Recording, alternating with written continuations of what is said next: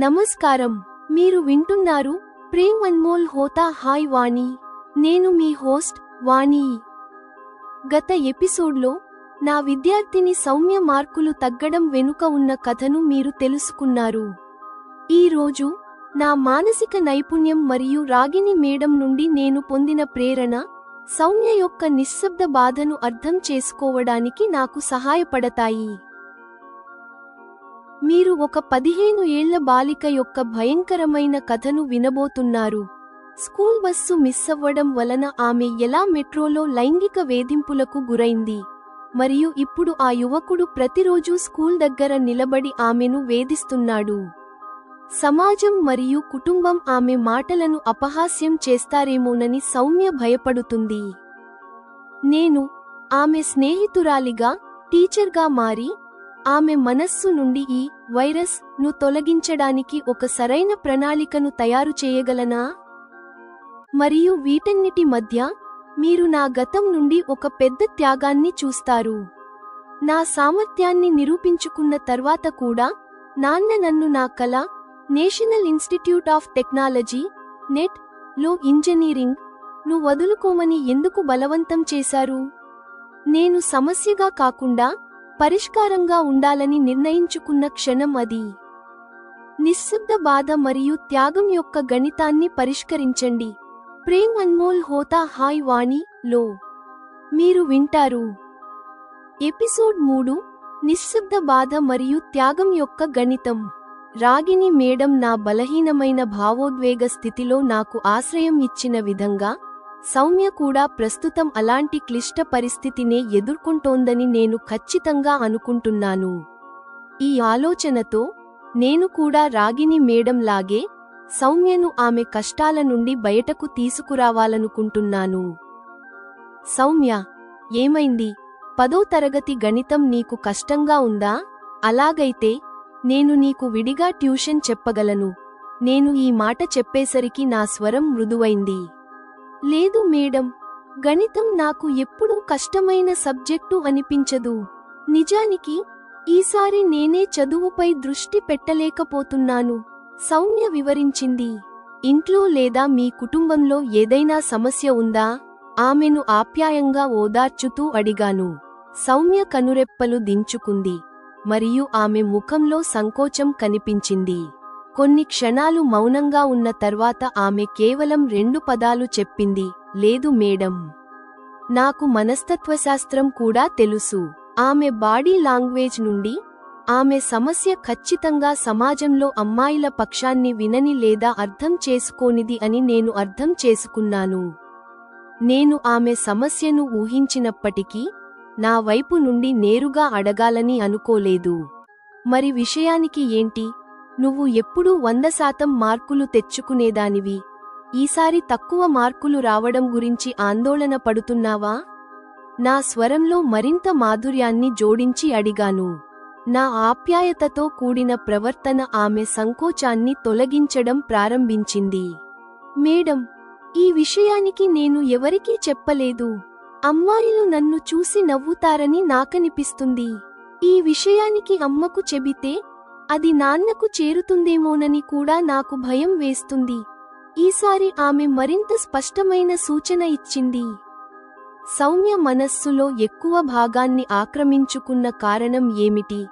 దీని కారణంగా ఆమె మనస్సులో చదువుకోవడానికి తక్కువ స్థలం దొరుకుతోంది. నేను సమస్య యొక్క స్వభావాన్ని గ్రహించాను.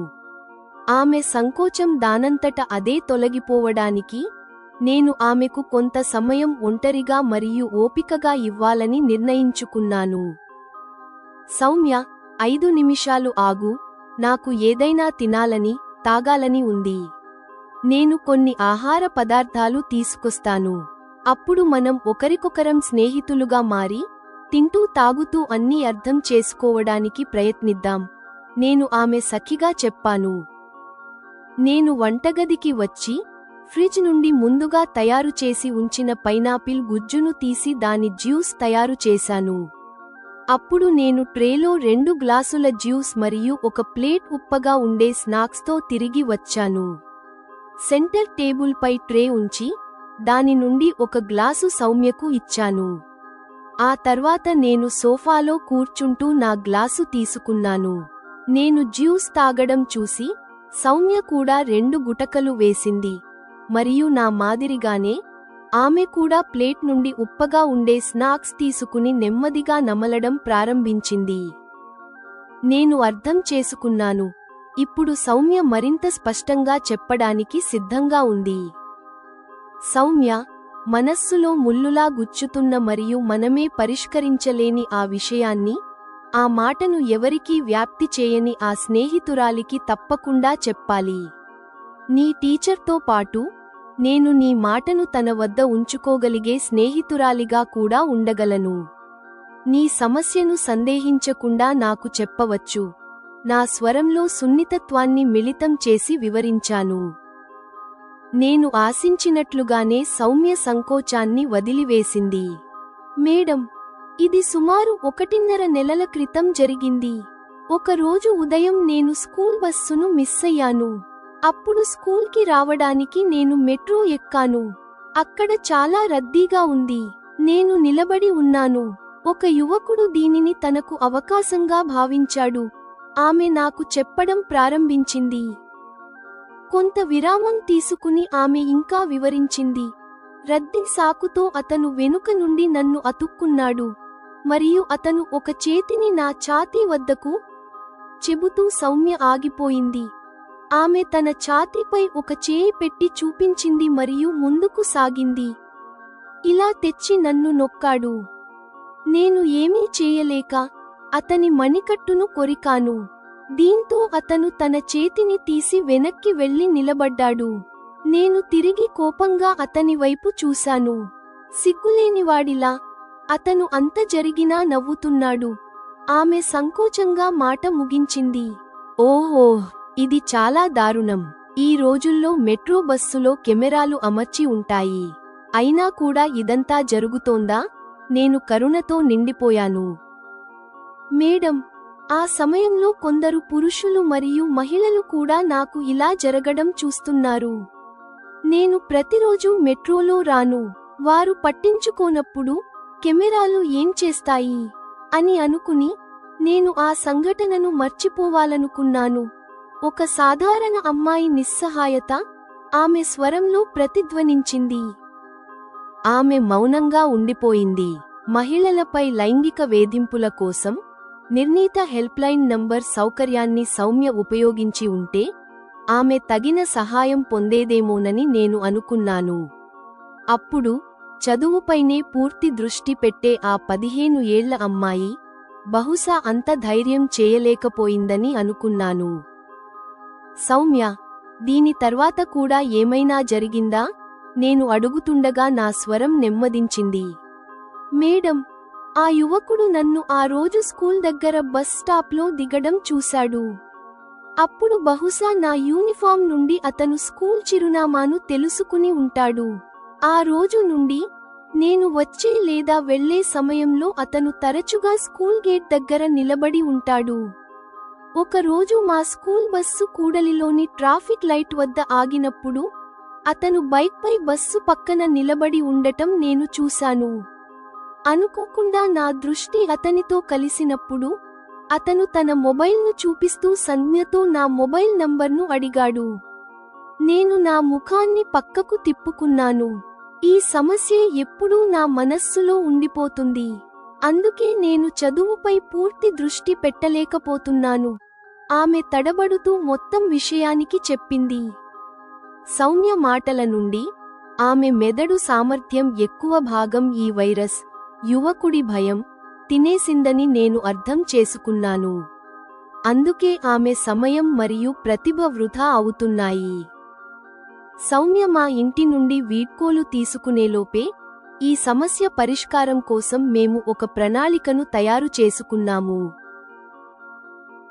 10 సంవత్సరాల క్రితం అనంతంలో కలిసిపోయిన మా అమ్మ జీవితం నుండి నేను నేర్చుకున్నాను. నేను అన్ని సమస్యలకు పరిష్కారంగా ఉండాలి.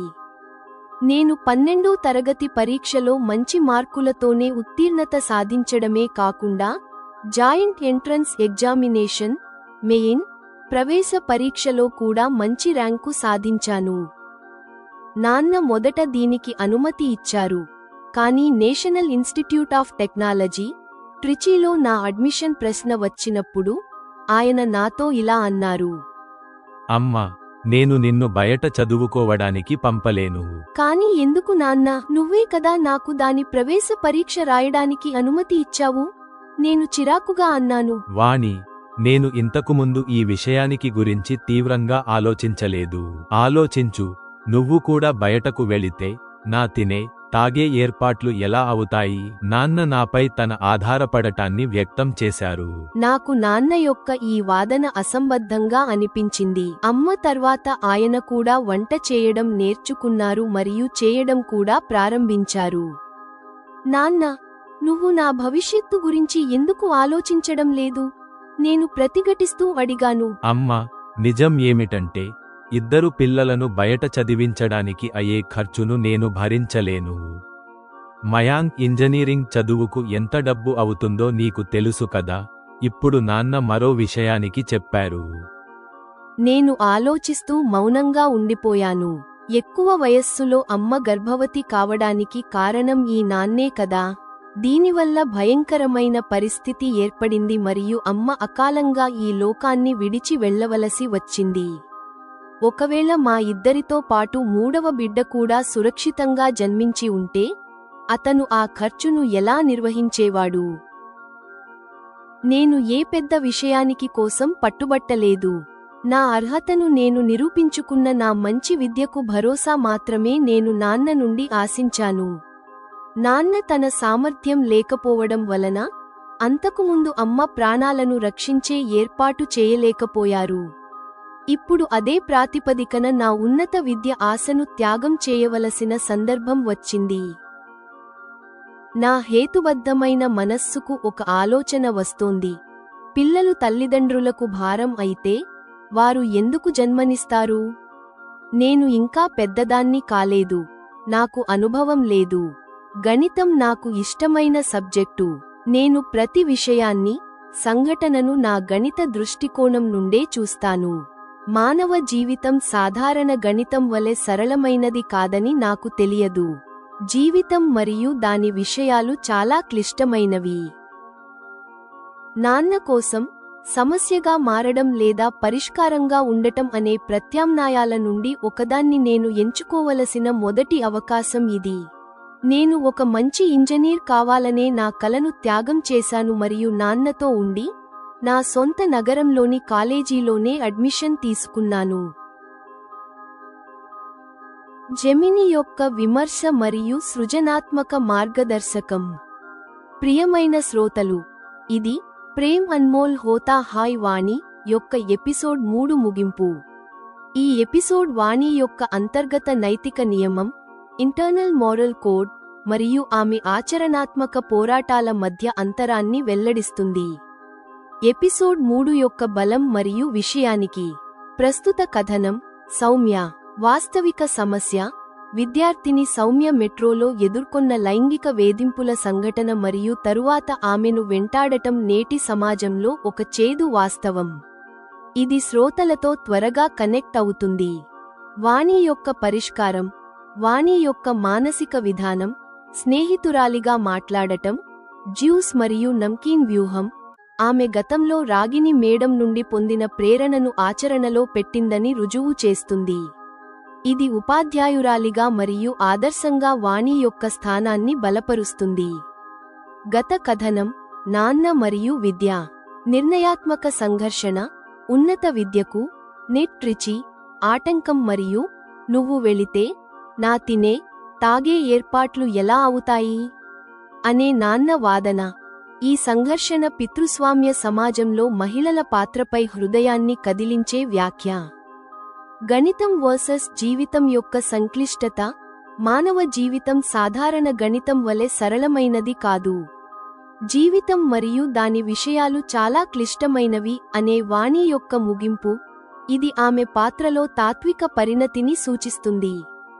స్వీయ త్యాగం: ఇంజనీర్ కావాలనే కలను త్యాగం చేసి నాన్నతో ఉండాలని తీసుకున్న నిర్ణయం వాణి యొక్క పరిష్కారం కావడం అనే నైతిక సూత్రానికి మొదటి పెద్ద పరీక్ష. ఇందులో ఆమె విజయం సాధిస్తుంది, కానీ భారీ మూల్యాన్ని చెల్లించాల్సి వస్తుంది. ఈ ఎపిసోడ్ వాణి యొక్క ప్రస్తుత అంకితభావం ఆమె గతంలోని ఒక పెద్ద త్యాగం నుండి జన్మించిందని రుజువు చేస్తుంది. ఆడియో ప్రదర్శన కోసం మార్గదర్శకం. వాణి యొక్క స్వరం. సౌమ్యతో మాట్లాడేటప్పుడు స్వరం అత్యంత మృదువుగా, మధురంగా మరియు సరళతతో నిండి ఉండాలి. మీరు టెక్స్ట్లో పేర్కొన్నట్లు. నాన్నతో వాదించేటప్పుడు గతం, స్వరంలో చిరాకు, ప్రతిఘటన మరియు తర్కం యొక్క దృఢత్వం స్పష్టంగా కనిపించాలి.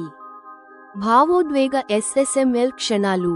సౌమ్య యొక్క బాధ, లైంగిక వేధింపుల సంఘటనను వివరిస్తున్నప్పుడు సౌమ్య స్వరంలో సంకోచం, భయం మరియు నొప్పి యొక్క భావం రావాలి. అతను నా ఛాతీ వద్దకు నొక్కాడు అనే వాక్యంలో నెమ్మదిగా మాట్లాడటం మరియు చిన్న విరామాలు ఉండాలి. నాన్న వాదన. నాన్న సంభాషణలలో, ముఖ్యంగా నా తినే, తాగే ఏర్పాట్లు ఎలా అవుతాయి, అత్స్కు కొంచెం వేడుకుంటున్నట్లు మరియు నిస్సహాయమైన స్వరం ఇవ్వాలి, తద్వారా అతని వాదన మరింత వాస్తవికంగా మరియు తక్కువ విలన్లాగా అనిపిస్తుంది. సంగీతం, BGM. ప్రస్తుత కథనంలో ఆశావాదం, ఆలోచనాత్మక BGM ఉండాలి. గత కథనంలో నెట్ అడ్మిషన్కు ఆటంకం కలిగించే క్షణాలలో బగ్లో ఒక కల చెదిరిన లేత విచారం, మెలింకలీ యొక్క భావం రావాలి. ఎపిసోడ్ 3 సమాప్తం.